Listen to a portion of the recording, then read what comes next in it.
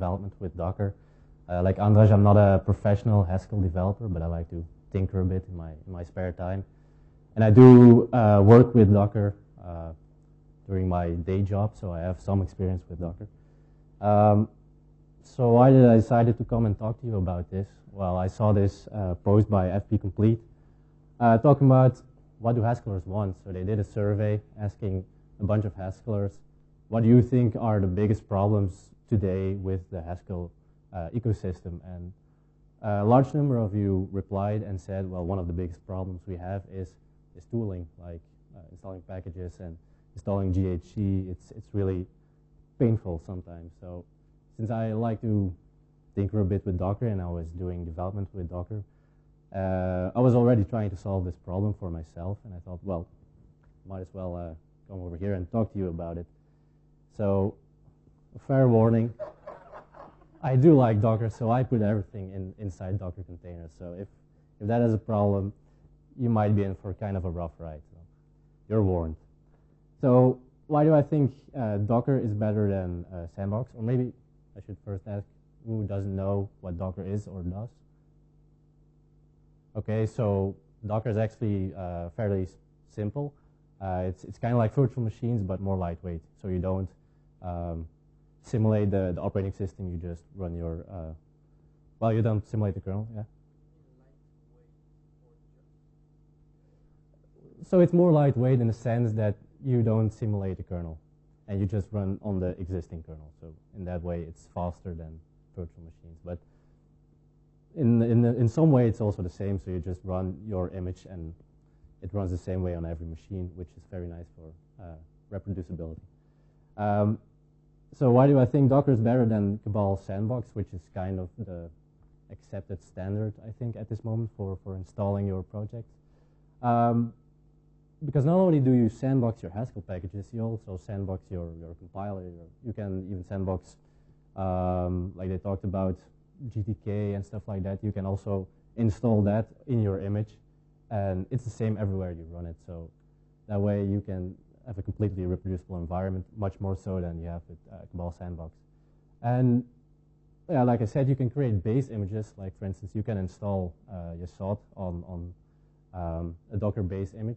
And whenever you want to start on a new Yesod project, you just take that same image and you run it, and you're up and running in seconds instead of, yeah, normally if you install Yesod, it takes half an hour, I don't know. It takes quite a while to compile everything, so it saves you some time. To give you an example of this, I've got a really short Docker file here. So a Docker file basically specifies what is inside my container. So you see here, I start from the Haskell 710 base image. So that's just an image that has the compiler and GHCI and stuff like that. So I create my root Cabal config, where I just say, okay, use stackage, which is easy for installing stuff. And I just run Cabal install ASON, which is a library for parsing JSON. And I'll show you a semi-live demo now. So I show you the Docker file. I'll build the Docker file, then I'll run it, and you see that I have a working GHCI up and running in seconds. So I think this is really nice if you want to show Haskell to one of your colleagues or friends or your mom or whatever. You can set her up with a working Haskell environment in seconds if she has Docker installed. So. Now, when I was writing my proposal for coming here today, I wanted to talk to you actually about some tooling for working with Docker and Haskell that I wrote for myself.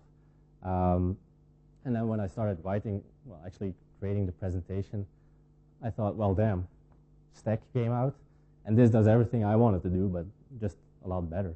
So what do I want to talk then? What do I want to talk about? Well, obviously, how do I use Stack with Docker? It's the obvious conclusion. So I looked into it, and basically Stack has built-in support for Docker. It actually was created by the guys from FP Complete as kind of a wrapper around all sorts of Docker scripts that they wrote for themselves, and they started iterating on it, and Stack is what came out. Nowadays, stack can run both with and without Docker, but you can enable it to use Docker by just going to your global stack config and just take, yeah? What's the added value? You share the environment between the... I'll come to that in a minute, yeah. So just enable it by saying Docker enable true. This means that every time you call stack, like stack build, stack install, this will create a Docker container, run whatever it needs to run inside the container, and then destroy the container, and, well, your environment is still very clean. So, like you asked, it's a good question. Why would I want to use it with Docker? Well, it's basically the same argument as before. Like, if I want some kind of custom image with some weird system tools, I can just bake it into the base image that I use with Stack, and everybody in the development group can use that same image. So everybody is using the same environment, which is, I think, a big win. And this also means that when we want to upgrade to a new version of the system, you just create a new image, you deploy it to everyone, and everyone is upgraded at the same time without, well, much hassle. Also, for continuous integration, I think a lot of the continuous integration tools these days, they have support for Docker. So it makes integration with those continuous integration tools maybe a bit faster than just having to install GHC on there and doing all kind of, well, that kind of stuff. So, like I said in the beginning, this talk is actually about how I do development in Haskell using these Docker, this Docker environment. So what do I like in my development environment? I think most of you would agree that syntax highlighting is pretty nice to have. You would also like to have some auto formatting, like the tabs and stuff. REPL integration, I think that's one of the main benefits of using Lisp. It has a great REPL integration, which is really fun if you just want to explore some code. And auto-completion is also really handy. So, and I want to touch on some of these things. So I use Spacemacs. I don't know if anybody doesn't know what Spacemacs is. Okay, so do you know Emacs? Spacemacs is basically Emacs, but with some default plugins that makes it more like VI, because I'm actually a VI user. But it also adds some really great plugins like Haskell mode that makes Haskell development just a lot better out of the box. And this works really great out of the box. But my question was, can I make this work with this Docker setup that I have? Because I don't want to install GHC on my computer itself. I have it in my container. So the first question actually was, if you remember, syntax highlighting. You don't really need, it doesn't change. So that's solved by Spacemacs, so that works. The second thing is auto formatting. I like to use a tool called Stylish Haskell. It's written by Jasper, who presented earlier today. And what I did was I just built a binary. I put it into a Docker container. I wrote a small Lisp function that basically just wraps, so you see here, it just runs Docker with my container, and it takes the current value or the current buffer that is active. It provides it as input for the Docker container, and whatever comes out, it replaces in the buffer. And again, I have a small semi-live demo to show this. So here you see a poorly formatted file. I will call the function Docker Stylish Haskell, and you see that the file is automatically formatted. So what happened behind the scenes is that I actually boot up a container. I provide this file as input. I take the output from the container and I replace the current buffer. So you see, this is what I mean with lightweight. It boots up and it exits in a fraction of a second. So it's a lot faster than if you would do this in a virtual environment, virtual machine, sorry. So the third point was REPL integration. I was also planning on creating a semi-live demo like the other two, but I failed horribly. So I thought, what the hell? I just try and do a live demo. What could go wrong? So let's try it. What I have here is a project that I was working on. So it's basically a simple bot that will listen to incoming messages from Telegram. It's something like WhatsApp, just a messaging service.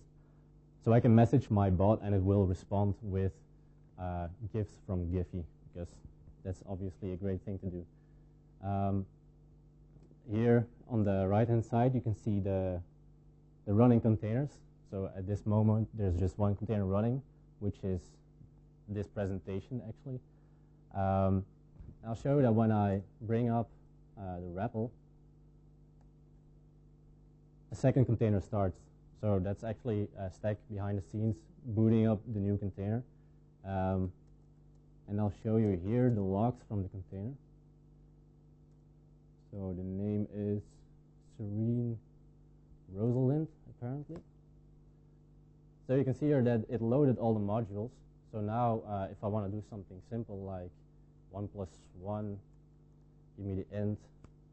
You can see in the logs over here, where's my mouse? You can see that it received the input and that it calculated the result and it put it back into the REPL. Now, this didn't work out of the box because, well, I don't know why, but it just didn't work. So I worked a bit on the Haskell mode integration for this REPL, and I got a branch that is now working with the Docker container. So that was, for me, pretty nice. Now, another thing you would like to do is, oh, yeah? SpaceMax is what's on the left. Yeah, indeed. And when is it running in? Yeah, it's CMAX. Yeah. So for instance, you see here, I have this Giphy token defined, and I would like to know what is this.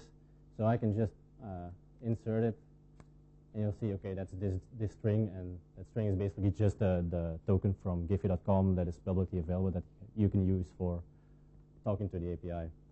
Now to show you that this also works with live reloads, I will just say hello equals the string hello, and I'll reload the code. So you can see in the bottom right that it reloaded the code inside the Docker container. So now I can go back to my REPL here, and I can type hello, and it will answer me with the correct value. So I think REPL integration is now working pretty well. And one thing I want to stress here is that this was a bit more than a very simple example, because the Giphy bot uses two libraries, Telegram and Hiffy, which are two libraries I wrote that are just wrappers around the API of both Telegram and of Giphy. So the program also needed those two libraries, and to provide it into the container, again I went to the global stack config file and just said, all right, you need to mount these two directories because I need them when I'm compiling. And in the Giphy bot stack configuration, I just say, okay, so the main package that you need to compile is dot, so this directory, but you also need the two other directories that are located one directory below in Telegram and Hiffy. And yeah. Is that because then not anything else gets to it? Yeah, it's just something I created locally, so it's not on, well, Telegram is now on HaskellX, but Hiffy is not.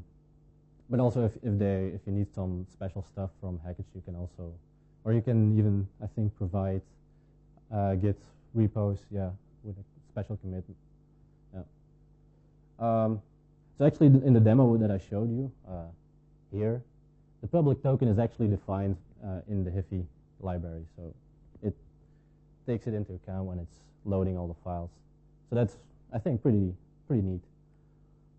But of course, this is a work in progress. It's just something I'm doing in my spare time. It's not nearly finished. So what's not working yet?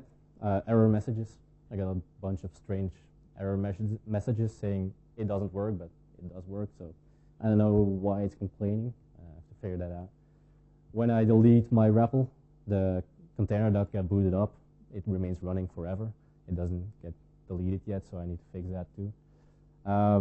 Like I said, I had to modify the code from Haskell mode to get the output from Docker correctly parsed into the REPL. But by changing that code, I now broke the code that worked with a normal Haskell installation. So that's something that, yeah, I don't want to put it in the master branch of Haskell mode, obviously. So I would like to fix that too. Auto-completion in REPL, it's not working yet, and auto-completion in files is also not working yet. So usually you would do that, I think, with GHC mod. I'm thinking about writing a wrapper around that and maybe doing something along the lines I did with stylish Haskell. Maybe that would work. I don't know. I have to find out. One small final point is, okay, I built this bot that can reply to my messages with GIFs. It's all good fun, but of course I want to run this in production. I want to run this scalable because I want a lot of GIFs. So how would I do that? I can do stack build. It will build me a binary that's located on the stack work, blah, blah, blah, blah, bunch of directories. And then here, this is just the binary that is created by stack inside the Docker container. And I just copy it to a new Docker image with this Docker file. I also need two libraries that are linked to, so I also need to provide those in the Docker container. And I'll just say at the end, the command you need to run when you boot is gifibot. And when I build this image, it's just the image of 30 megabytes. So it's really small. It's easy to deploy.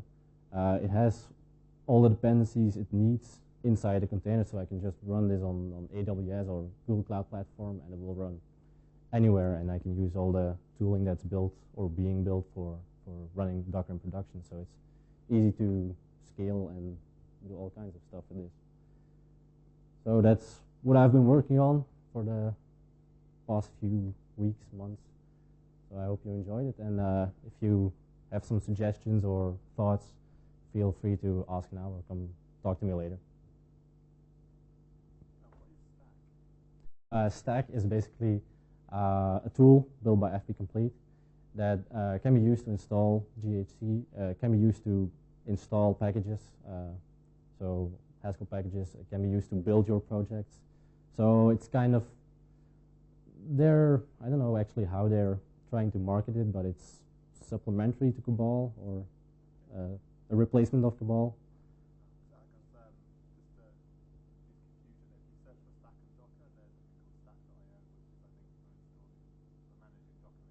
Okay, I didn't know that. Yeah, could be. Need to search for stack and Haskell, and yeah. Yeah. So your development structure is that your code is on the host machine. Would run. So the question was, what happens when I compile? Does the compiled binary go into the container, or what happens?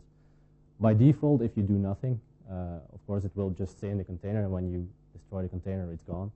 But stack does a lot of this stuff for you, and it mounts directories from your host machine into the container. That's this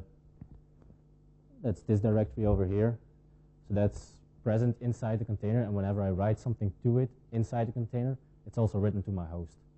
So that does remain after the container is destroyed. Yeah.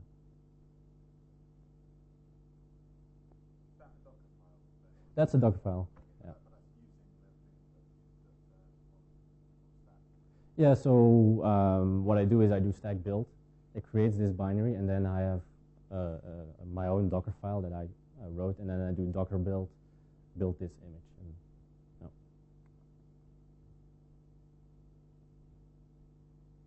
Any more questions? And thanks for your attention.